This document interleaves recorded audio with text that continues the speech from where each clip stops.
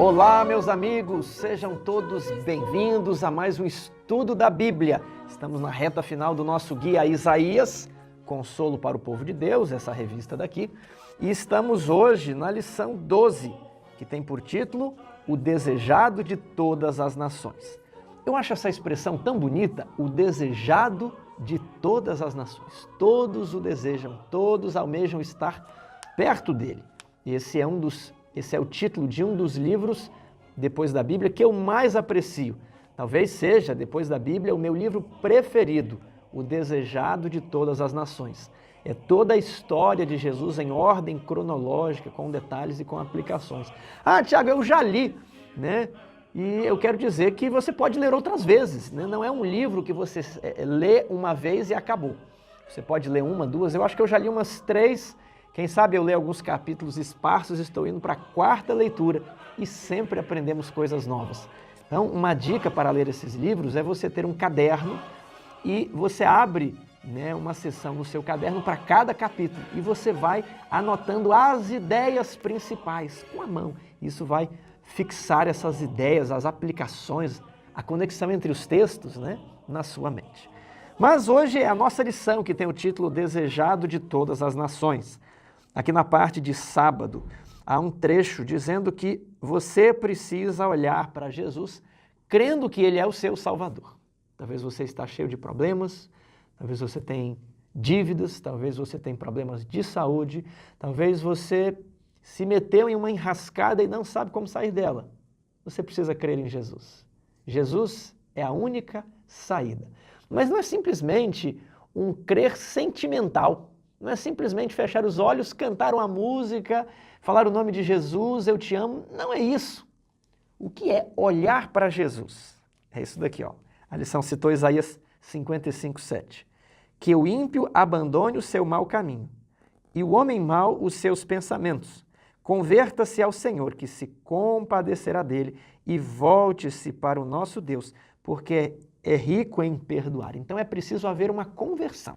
A lição acrescenta que temos que crer na clara promessa e não aceitar os sentimentos em lugar da fé. Eu vou dar um exemplo.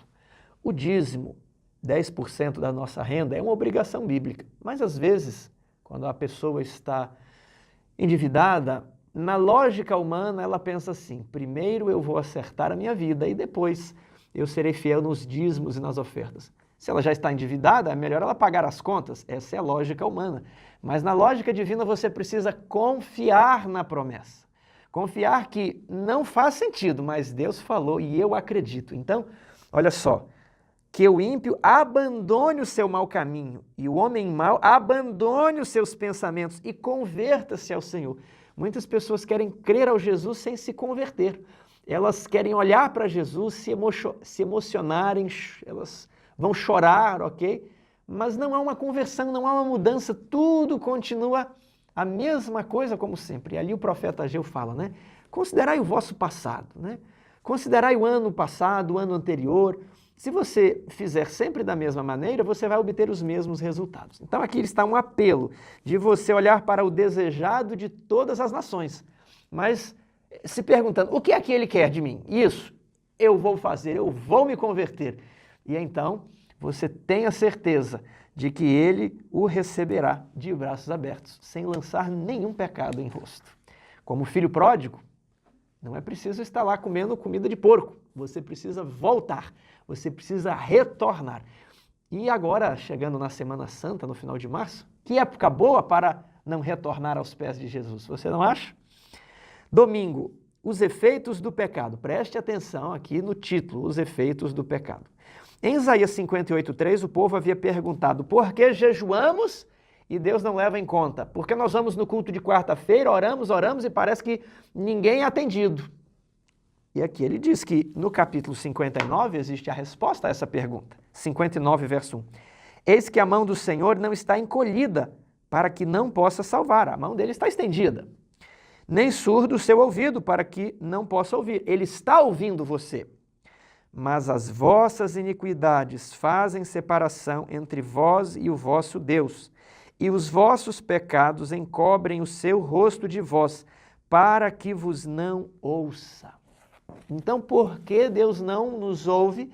E parece que a mão de Deus algumas vezes não nos salva, porque os nossos pecados fazem a separação.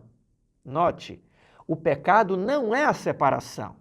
1 João 3,4 diz que o pecado é a transgressão da lei de Deus, é uma escolha voluntária. Pode ser um ato, mas também pode ser um pensamento, pode até ser uma omissão. Quando nós deveríamos ajudar alguém em estado de necessidade e nós nos omitimos, também é um pecado.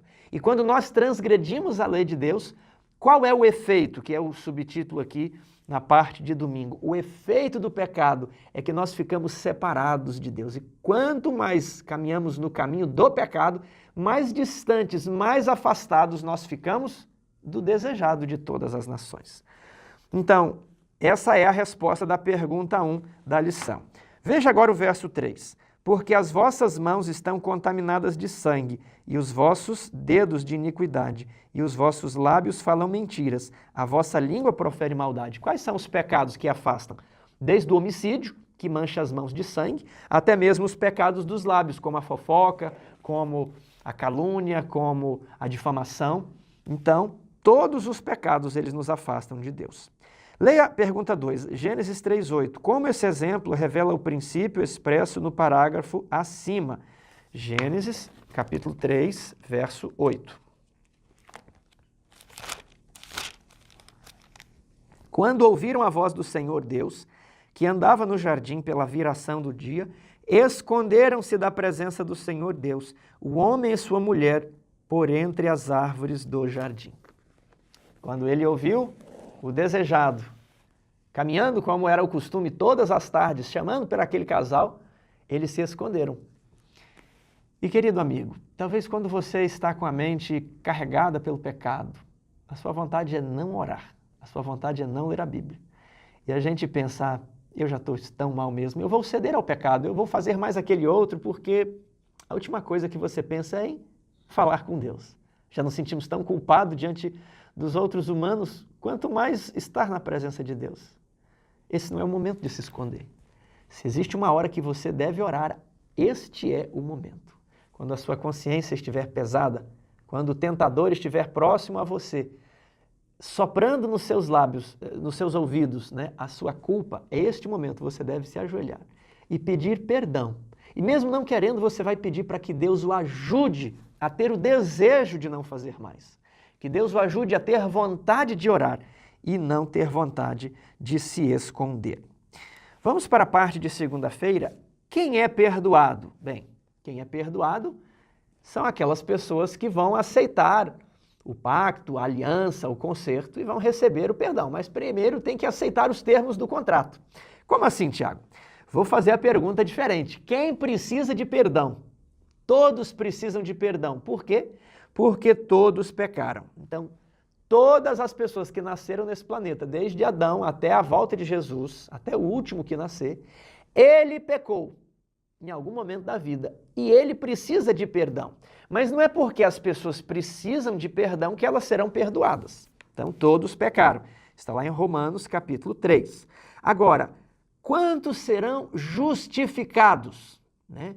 Quantos serão perdoados? E o perdão é parte da justificação, ok? Quantos serão perdoados? Bom, Jesus, ele morreu por todos. Então nós podemos concluir, Tiago, todos pecaram e precisam de perdão. Jesus veio à terra e morreu por todos, logo, todos serão perdoados, todos serão salvos, todos irão para o céu. É verdade? Não. A Bíblia diz que os perdidos eram como a areia do mar. A Bíblia diz que ainda que o remanescente de Israel seja como a areia do, ainda que Israel seja como a areia do mar, apenas um restante, um remanescente será salvo. Então, haverá milhões e milhões que vão se perder. Agora, muitos dos que se perdem, eles não eram pessoas que desconheciam Jesus, eles conheciam Jesus, eles inclusive iam à igreja, eles liam a Bíblia, né? Muitos deles guardavam o sábado, não comiam carne de porco. Lembre-se, pessoas que guardavam o sábado, não comiam carne de porco, devolviam dízimo, eles crucificaram Jesus. Então, praticar essas coisas não é garantia de que você será perdoado, ok? Porque isso seria salvação pelas obras. Então, Jesus morreu por todos e ele oferece a sua graça a todos, mas ele vai verificar, após oferecer a graça, quem realmente vai fazer uso da graça e permitir que a sua consciência seja regenerada para que ele volte ao estado original. Vamos aqui, vamos entender isso daqui. De acordo com Romanos 3:21, como são os salvos? Que esperança esses versos nos apresentam no juízo?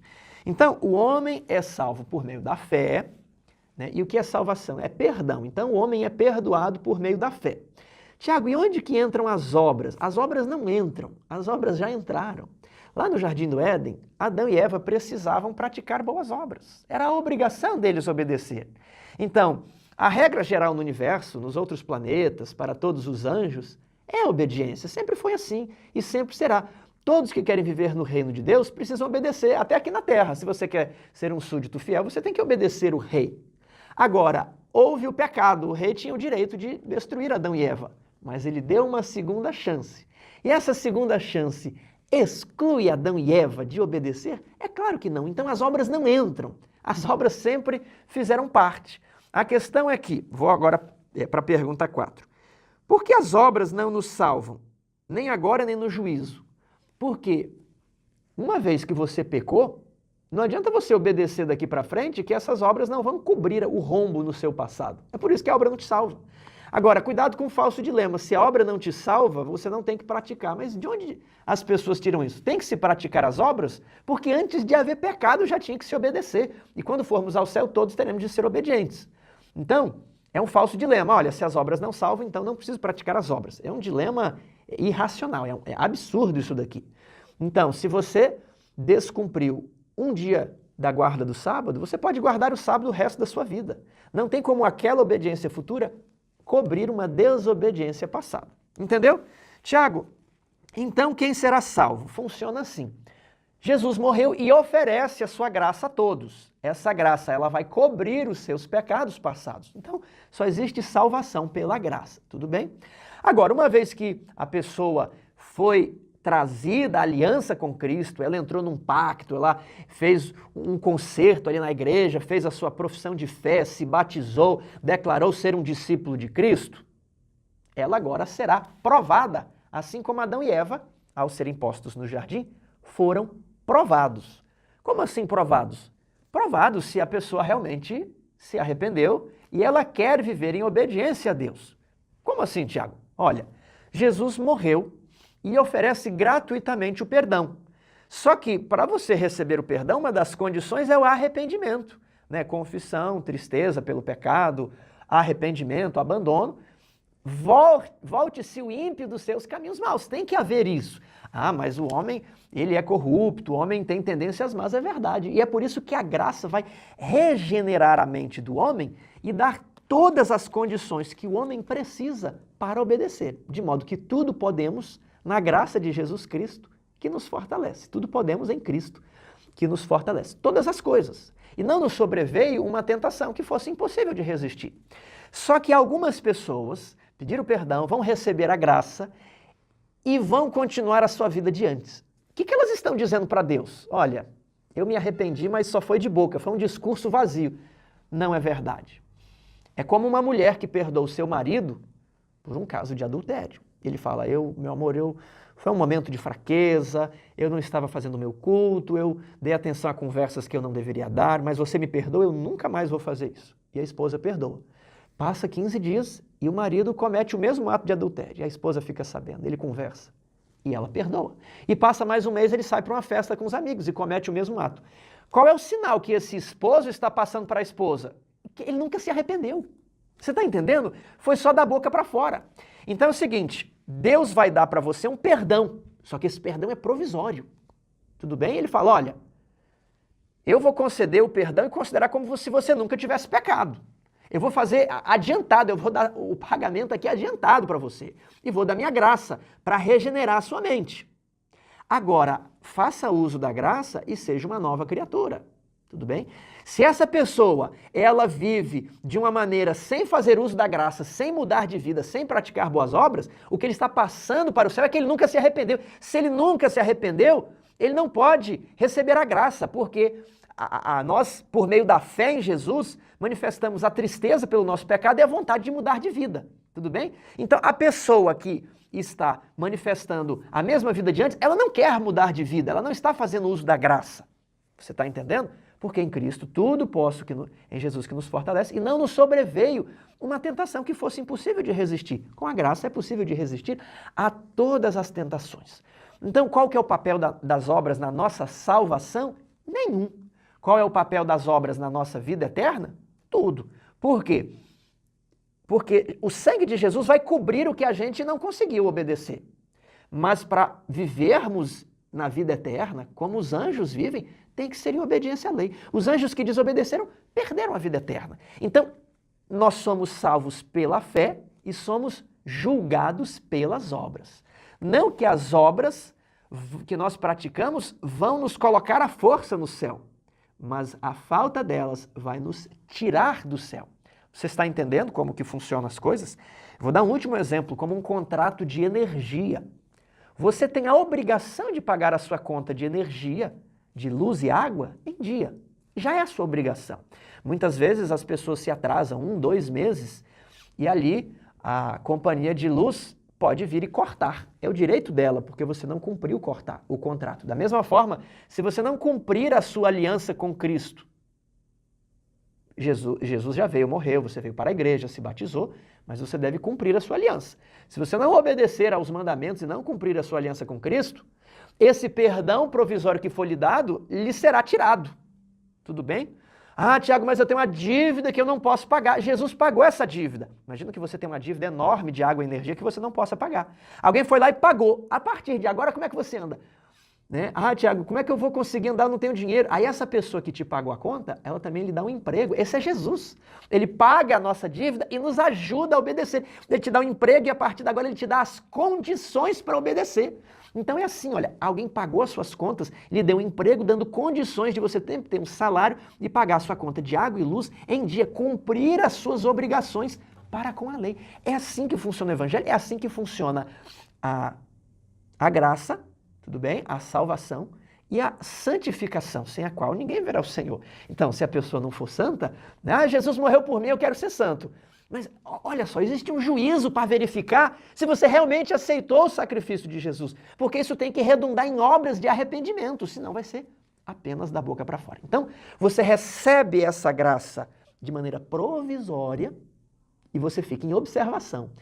No juízo, antes da volta de Jesus, vai ser verificado se você mudou de vida. Se você mudou de vida, essa salvação provisória ali é confirmada. Tudo bem? E como que ela é avaliada? Por meio das obras. As obras mostraram que você mudou de vida e ela é confirmada.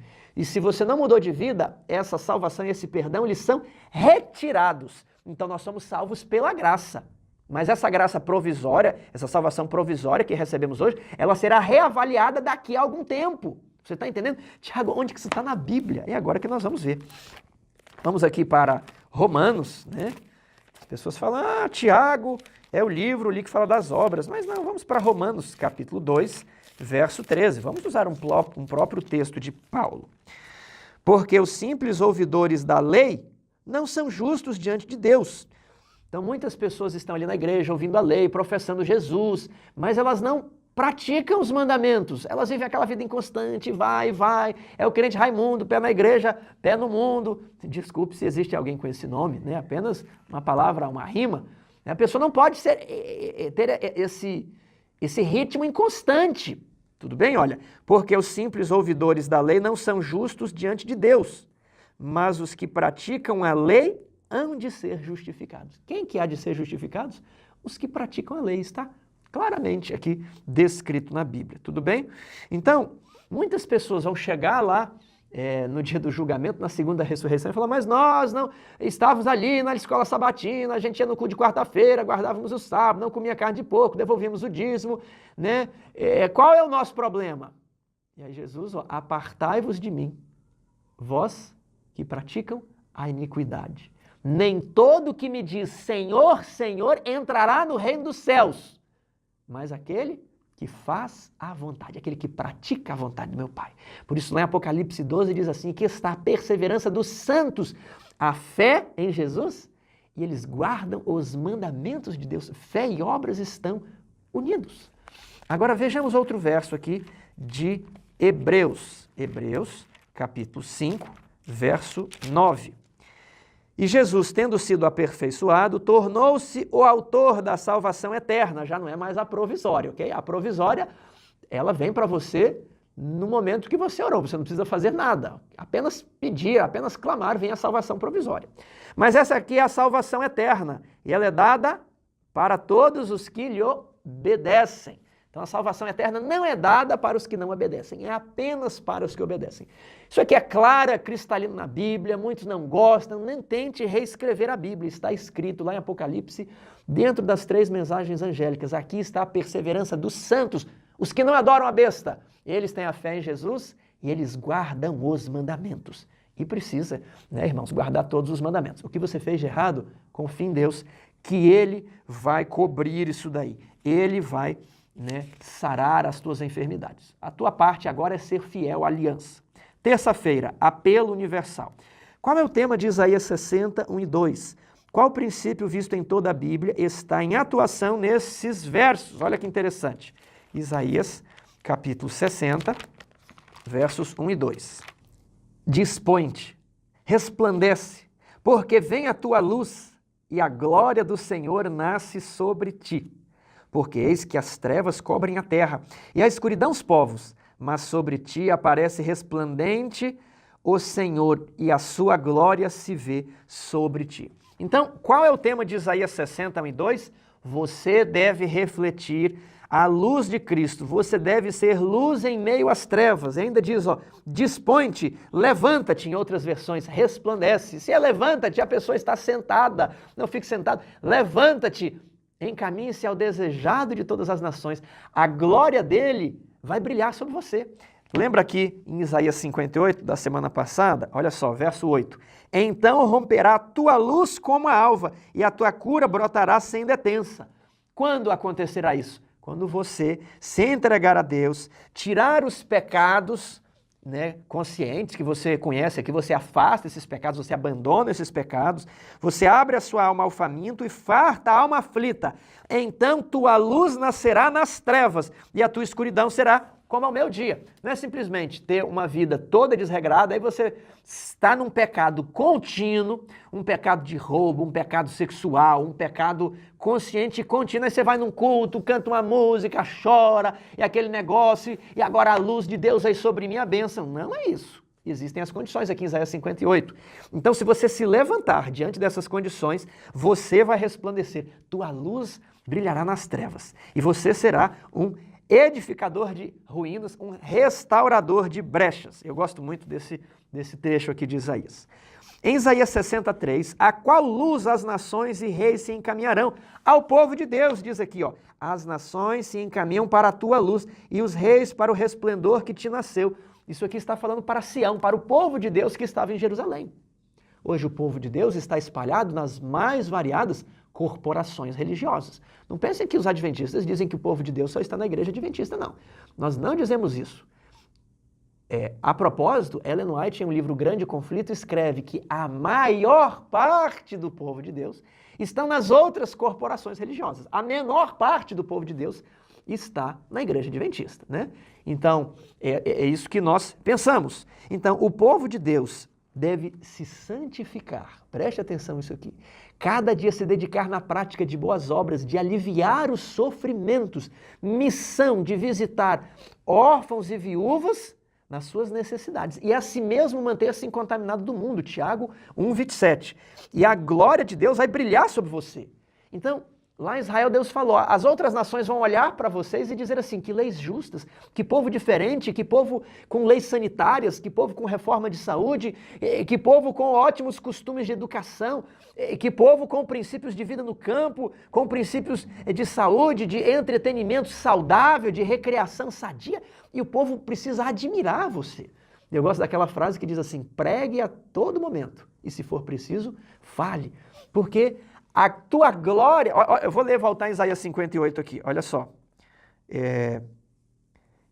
A tua justiça irá diante de ti. Você vai em algum lugar cantar e as pessoas, olha, vê aqui um homem justo. Ele pratica obras de justiça. A vida dele é consagrada, os recursos dele são consagrados, ele não esbanja, ele não gere mal à sua família, ele é um homem consagrado. A tua justiça vai na sua frente. Você não precisa fazer propaganda, marketing de como você é santo. Não, isso vai automaticamente. E a glória do Senhor será a tua retaguarda. Tudo bem? Então as pessoas...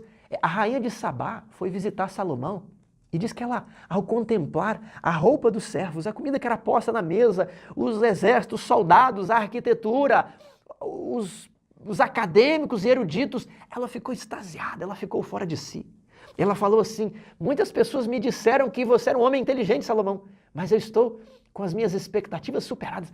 Assim é que o povo deve olhar para o povo de Deus, tudo bem? E ter as suas expectativas superadas diante do cristão. Mas, infelizmente, o cristianismo que estamos vivendo nesta fase, nos dias de hoje, é o cristianismo mais superficial de toda a história da igreja. Qual é a sua função na igreja? O que você está fazendo? Muitas pessoas reclamam na igreja, questionam isso, questionam aquilo. Meu amigo, Jesus falou que o joio estaria na igreja até o fim. Vai ter joio. Então o que nós podemos fazer? Já sabendo que ter joio, nós temos que fazer algo. Levanta-te e resplandece, faça alguma coisa. Reclamar vai adiantar o quê? O problema não muda.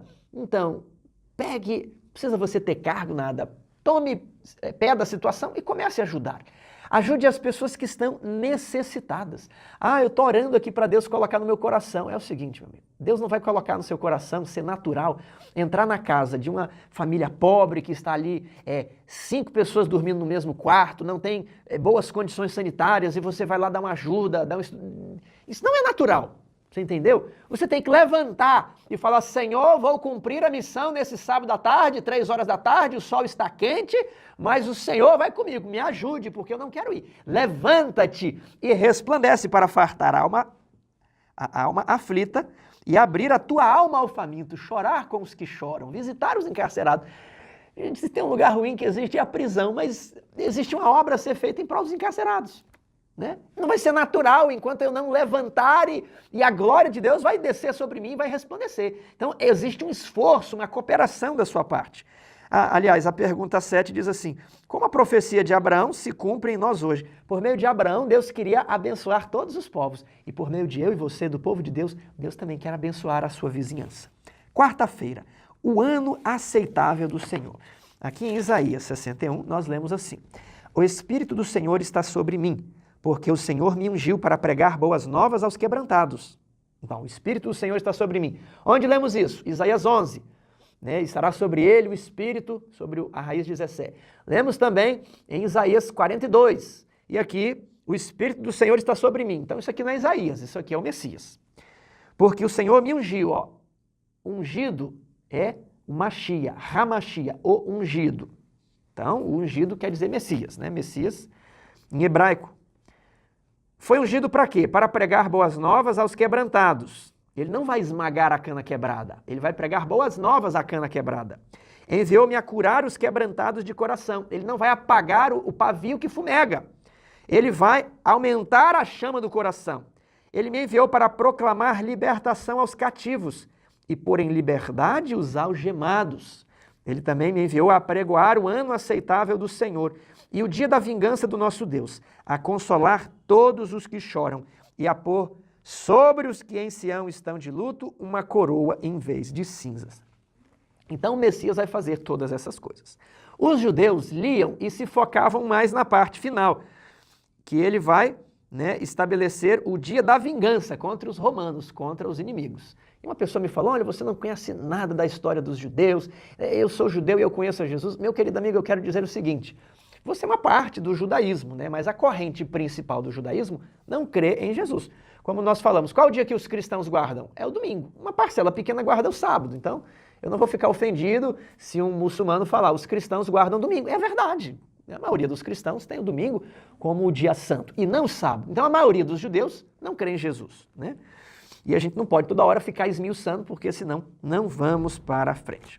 Então os judeus olhavam essa parte final. E aí Jesus veio, como uma pessoa mansa, ficando ali com os pobres, na parte mais pobre, Nazaré, na Galileia. Tinha 12 discípulos pobres, né? Mateus e um outro ali, Judas, eram mais instruídos, o resto eram pobres.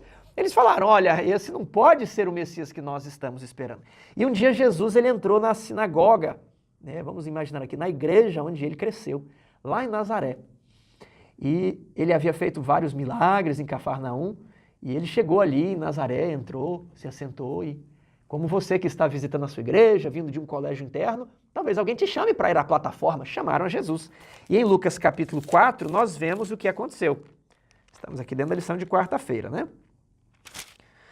Indo para Nazaré, Lucas 4,16, onde fora criado, entrou num sábado na sinagoga, segundo o seu costume. O costume de Jesus era guardar o sábado.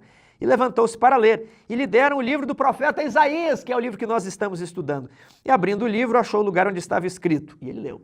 O Espírito do Senhor está sobre mim. E as pessoas, né, no livro do profeta Isaías, conhecemos aqui.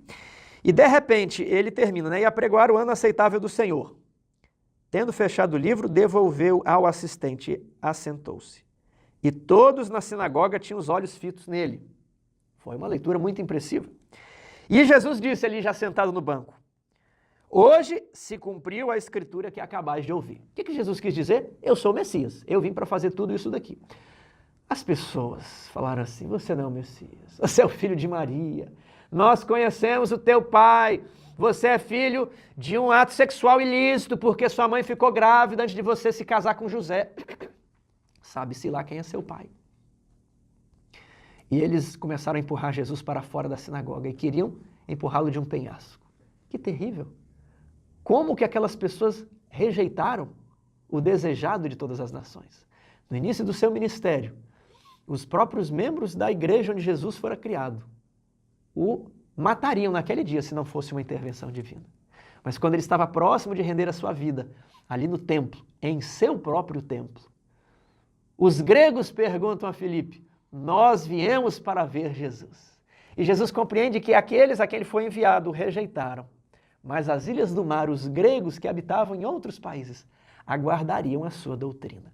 E a sua alma foi consolada de que ele veria o fruto do seu penoso trabalho e ficaria satisfeito. Então, nós vimos aqui a pergunta 8 e a pergunta 9. Quais coisas o Messias fez conforme em Isaías 61? Ele visitou os órfãos, as viúvas, ele visitou os estrangeiros, ele alimentou os famintos, ele curou os leprosos, os coxos, os surdos, os mudos. E como nós podemos fazer essas coisas da mesma maneira? Nós precisamos ajudar aqueles necessitados e que nós normalmente não queremos ajudar. É preciso fazer uma obra em prol dos fracos, dos aleijados, dos encarcerados. Que Deus ajude eu e você. Agora, a parte de quinta-feira desdobra aqui o mesmo texto e diz que Jesus não leu parte da profecia. Ele parou aqui e apregoar o ano aceitável do Senhor e ele fechou o livro. Ele não leu, né, a parte do dia da vingança. E ele falou, hoje se cumpriu, dali para trás cumpriu. Mas daquela trecho da frente que ele não leu ainda não se cumpriu. E quando isso vai se cumprir? Quando Jesus voltar. O dia da vingança ainda não havia chegado. Como conciliar a noção de um Deus amoroso com um Deus que promete vingança? Essas ideias são incompatíveis? A vingança pode ser uma manifestação do amor? É claro que sim. Porque quem poupa o lobo, sacrifica a ovelha. E punir o ímpio faz parte da salvação do justo. Por quê? Porque o ímpio está esmagando o justo. O ímpio pratica certas obras que o justo não pode contemplar. Então, permitir que o ímpio prevaleça no seu caminho é torturar o ímpio, é torturar o justo, é torturar aqueles por quem Jesus morreu. Então, um dia a misericórdia e a graça de Deus vão se acabar, a porta da graça vai se fechar. E quem aceitou a graça, quem permitiu que o Espírito Santo trabalhasse em sua mente para regenerar a consciência, para habilitar você a ser um praticante da lei, porque hoje não somos habilitados, mas o Espírito Santo trabalha em nós para que nós sejamos habilitados a cumprir toda a lei, a ser fiel ao pacto. E lembre, Satanás é o que sempre diz que você nunca vai conseguir cumprir. Satanás que faz a acusação de que a lei de Deus é impossível de ser cumprida. Então, uma vez que você aceitou a graça provisória, o Espírito Santo trabalhou em sua vida, regenerou seu coração, e aí você passa a cumprir os seus mandamentos. Quando a graça terminar, não há o que temer. Agora, se você desperdiçou esses tempos de graça, haverá choro e ranger de dentes para você. Como conciliar isso? Você nunca pode se esquecer do texto de Romanos 11, verso 22. Vamos ler o que está ali escrito? Considerai, pois, a bondade e a severidade de Deus. Hoje as pessoas só querem considerar a bondade, né? Nunca a severidade. Para com os que caíram, severidade, mas para contigo a bondade de Deus. Se nela permaneceres, de outra sorte, também tu serás cortado. Outro extremo é você só considerar a severidade de Deus. Quando você deseja apresentar uma reforma, quando você quer ser um reformador, você precisa ter em maior grau ainda a bondade. Só a bondade pode despertar um coração para a obediência. Só amor desperta amor. Aqui a Bíblia diz sobre a vingança. E, irmãos, de quem que é a vingança? Aqui a lição diz que ele tomará vingança contra os que não conhecem a Deus e não obedecem ao Evangelho do nosso Senhor. Talvez você esteja querendo praticar uma vingança privada, né? Você quer fazer um acerto de contas particular com alguém que te feriu, alguém que fez mal a você. E às vezes você leva isso para a igreja, às vezes a pessoa ela preenche determinados requisitos para um cargo, mas como ela te fez um mal, não, vou ser contra. Tudo que aquela pessoa faz é você contra o departamento dela. Esse não é um bom comportamento. Nós não vamos para o céu desse jeito. Nós precisamos conversar com aquelas pessoas. E se elas ainda continuam nos ofendendo e nos ferindo, lembre-se de que a vingança pertence ao Senhor.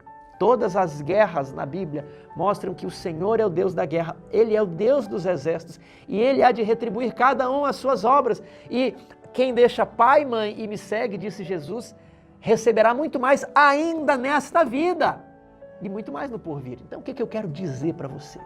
Entregue os seus inimigos, entregue aqueles que falam mal, aqueles que pelejam contra você a Deus. E cuidado para você também não pelejar contra nenhum justo, porque senão vai acontecer como acontecia com os inimigos de Abraão. Deixe a vingança nas mãos do Senhor, simplesmente se submeta, ofereça o perdão, ofereça o diálogo, ofereça a conversa, mas entregue tudo ao Senhor.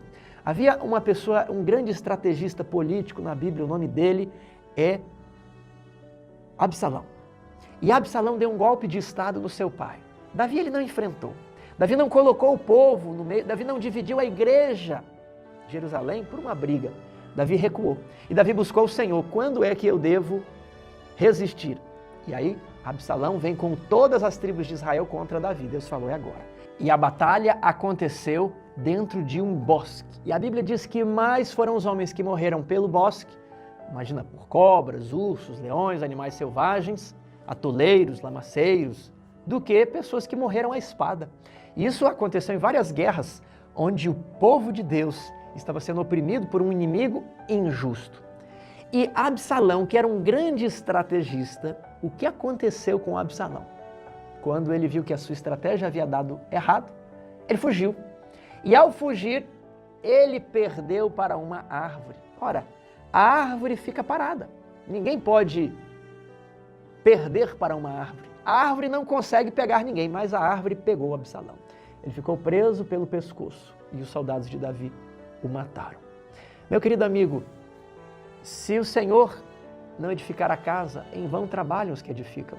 Se o Senhor não vigiar a cidade, em vão vigia a sentinela. Se o Senhor não realizar a vingança, você vai realizar a vingança por você mesmo e vai sujar as suas mãos de sangue. Lembre-se que Deus vai trazer e vai recompensar cada um segundo as suas obras. Pratique as boas obras e deixe os seus inimigos com Deus. Eles podem fazer muitas coisas, mas se eles forem contra Deus, até para uma árvore eles vão perder. E você verá a justiça divina se manifestar na sua frente. O Senhor é meu pastor e nada me faltará. Que Deus o abençoe.